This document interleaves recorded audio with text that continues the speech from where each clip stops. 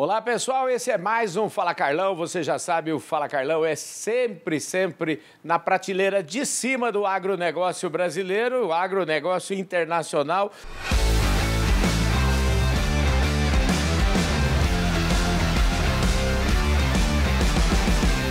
Nós estamos começando a semana, segunda-feira, aqui no canal do Boi. Vocês que não perdem nenhum domingão do Carlão também acompanharam aí a minha entrevista de ontem, aqui mesmo no canal do Boi, com o Alfredo Bottoni. Estou aqui segurando o livro que você acompanhou lá, vocês viram eu com esse livro maravilhoso. Você vê que o domingão do Carlão tem meia hora de tempo, mas mesmo assim ficou fartando muita coisa a gente falar. E eu praticamente obriguei o Alfredo a de novo gravar essa entrevista aqui para nós. Alfredo, obrigado pela sua paciência comigo, viu? Que é isso.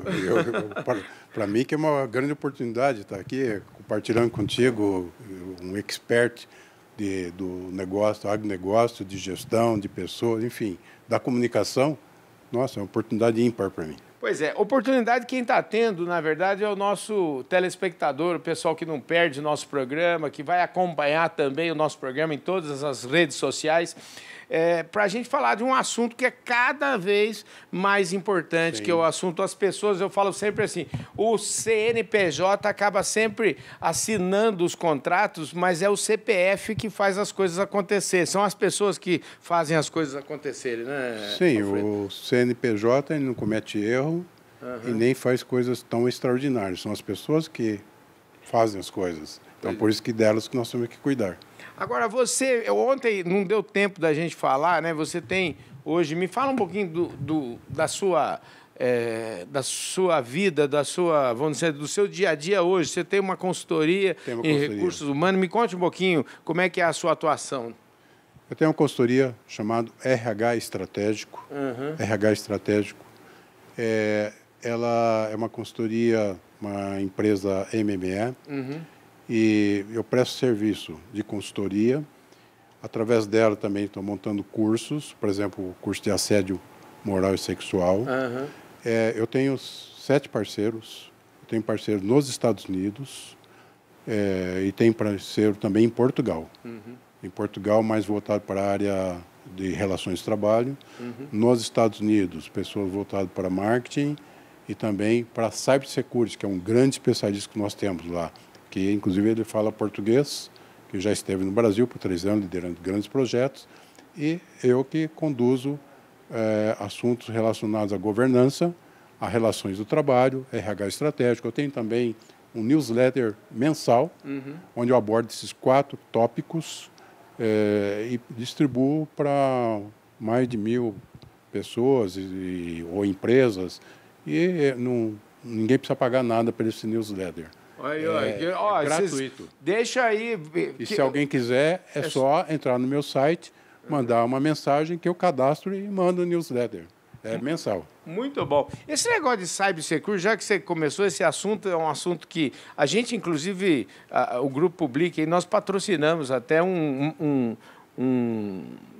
livreto sobre essa importância da cibersegurança. Eu conheci um pessoal em Brasília recente e a gente fez lá, esse pessoal em Brasília tem um observatório, chama OSCA, Observatório de Segurança Cibernética no Agronegócio.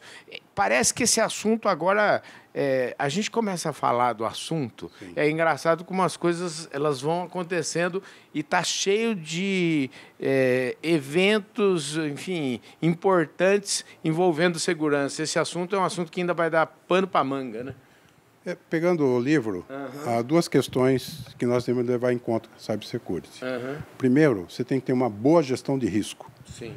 E isso não é a garantia que você não vai ter uma crise. Sim. Aí precisa saber como administrar a crise. Mas nós temos que evitar a crise, tentar monitorar no risco, com compliance. Enfim, hoje o segundo maior PIB do mundo, e a questão está nas ocorrências da cibersegurança. Sim. Então, as empresas realmente têm que fazer investimento. Isso não é despesa, é investimento. Pois é. Porque o dano, o estrago que se faz numa empresa é imensurável. Eu li seu livro aqui, mesmo que o nome chame Gestão de Crise, a conclusão que eu chego é o seguinte, que você ensina aqui nesse livro, que é muito mais fácil e muito mais barato, em vez de fazer a gestão depois da crise instalada, você prevenir a crise. É um pouco nessa linha o seu conteúdo aqui? O ideal é isso. Uhum. Isso não significa que você vai ter crises que não são internas. Uhum. As crises externas são mais difíceis de serem Sim, claro.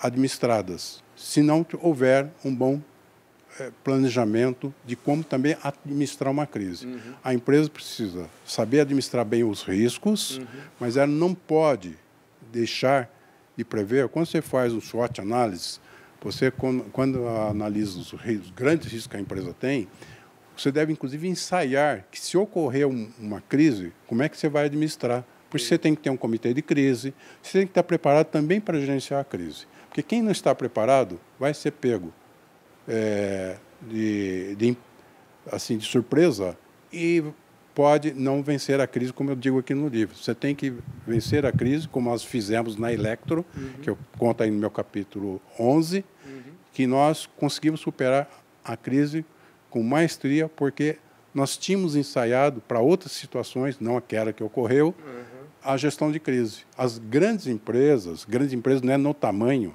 em termos de gestão, elas também se preparam para administrar a crise. Hoje você tem, por exemplo, uma catástrofe decorrente da questão ambiental. Nós temos que hoje ter no nosso plano uma gestão de crise ambiental. Ou então tem uma guerra lá, eu não tenho mais o insumo para vir para a minha empresa. Eu tenho que ensaiar também tudo isso. Então, a gestão de crise, ela também depende de uma boa gestão de risco.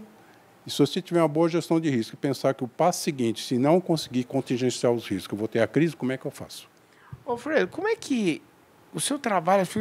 Eu acho magnífico o seu trabalho, porque é um trabalho de, vamos dizer assim, você na condição de diretor de recursos humanos, eu fico imaginando o seu diálogo com o presidente da companhia, com o CEO da companhia, e o diálogo seu também com outros diretores, porque as companhias ficam aí, todas as companhias estão sempre muito preocupadas em atingir suas metas, principalmente em relação a vendas e em relação à área comercial, mas você conseguiu, pelo menos para mim, nesse livro você mostra por A mais B que o investimento em pessoas, em treinamento e tal, vamos dizer assim, é ferramenta de vendas. No fundo, você transforma a empresa através dessa coisa estruturada dos recursos humanos. Com certeza, porque pessoas bem treinadas ajudam a empresa a ter produtividade. Esse é o primeiro passo. Mas tem uma outra questão, a motivação das pessoas. Às vezes não adianta cortar o cafezinho. Você tem que cortar outras despesas antes de cortar o cafezinho. Entendi. O cafezinho tem que ser o último, porque o cafezinho não é pelo valor, é pelo aquilo que sempre representa de símbolo, que é o prazer dele ir lá tomar um cafezinho no intervalo, e as pessoas têm que sentir que elas são valorizadas. Então, a empresa tem que ter plano de carreira, ela tem que ter uma carteira de benefícios que seja compatível com aquilo que a empresa pode pagar, mas que seja também aderente àquilo que as pessoas precisam. Recrutamento interno, quando você tem uma vaga, antes de você buscar lá fora, vê se tem alguém internamente, faz um recrutamento interno. Nas empresas que nós implantamos recrutamento interno, foi muito interessante. As pessoas começaram a estudar, porque viram o seguinte, aqui o que vale é a meritocracia. Que legal. Se a meritocracia que vale, eu tenho que estudar. Nós tivemos um movimento de volta ao banco de escolas extraordinário. Isso porque as pessoas estão motivadas, falam, eu quero ficar nessa empresa porque aqui vou ter oportunidade. E a oportunidade que vai surgir aqui não é por indicação, é por competência. Esses dias aqui, eu estou gravando, obviamente, isso aqui para vocês sabem disso. A gente estava fazendo aqui, eu estava fazendo uma caminhada com o Alfredo aqui, e o Alfredo me contando um pouquinho da trajetória dele, e você me contou um caso de uma escolha que você teve que fazer, ou de um não que você teve que dizer para um possível empregador, porque parece que já estava tudo resolvido lá. Você gosta também de desafio, né? Lugar que você possa deixar suas marcas, como é? Sim, eu acho que todo mundo tem que deixar um legado. Nós não temos que passar por aqui simplesmente para manter aquilo que a gente encontra na empresa. Nós temos a obrigação moral e institucional de agregar valor. Jordan Peterson, que é um grande psiquiatra, ele diz o seguinte: se você ama alguém, não aceite que esse alguém não seja aquilo que ele pode ser. Isso vale para a empresa. O que vale isso? Se eu tenho um empregado que tem lá um potencial de 70, ele só está produzindo 50, eu tenho que investir nele para que ele chegue a 70. Isso também é de amor. Amor é lato sensu. Então, eu aproveito isso, inclusive, eu coloco isso num dos meus livros que eu escrevi, que quem tem o cargo de liderança tem essa responsabilidade, identificar o potencial e saber até onde aquela pessoa pode ir, e investir nessa pessoa. E não só investir com treinamento, motivá-la para chegar lá. As pessoas podem sempre muito mais, né? Eu acredito sempre nas pessoas. Eu acho que as pessoas elas podem sempre muito mais e acho brilhante essa abordagem. Esse tipo de abordagem é maravilhoso. Nosso agronegócio precisa muito de gente como você aqui, viu?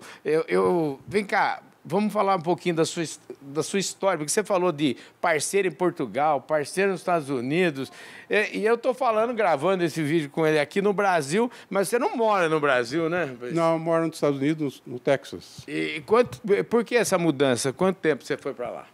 Eu fui para lá em 2013, porque a minha esposa já estava trabalhando lá, numa empresa, ela já tinha ido para lá por motivo de trabalho. Eu estava no Brasil, era diretor da CPFL, estava muito bem com o Wilson Ferreira, que eu até cito aqui nesse livro como um grande líder que eu tive, mas eu fiz a opção de ir para lá para juntar a família, mas continuei trabalhando para o Brasil, que fiquei mais 2 anos, inclusive, fazendo um trabalho para a CPFL, e agora eu trabalho para as empresas que têm necessidade, que possam aproveitar o trabalho da minha consultoria. Quer dizer que, na verdade, ele está dizendo o seguinte: ele foi para os Estados Unidos por amor, então, na verdade, não é por profissão, é por amor. Gostei disso. Ah, sim, com certeza. Olha só, gente, maravilhoso. Vem cá, como é que é trabalhar dos Estados Unidos, fazer coisa em Portugal, estar aqui no Brasil? Como é que é ser uma espécie de cidadão do mundo? É uma aprendizagem também.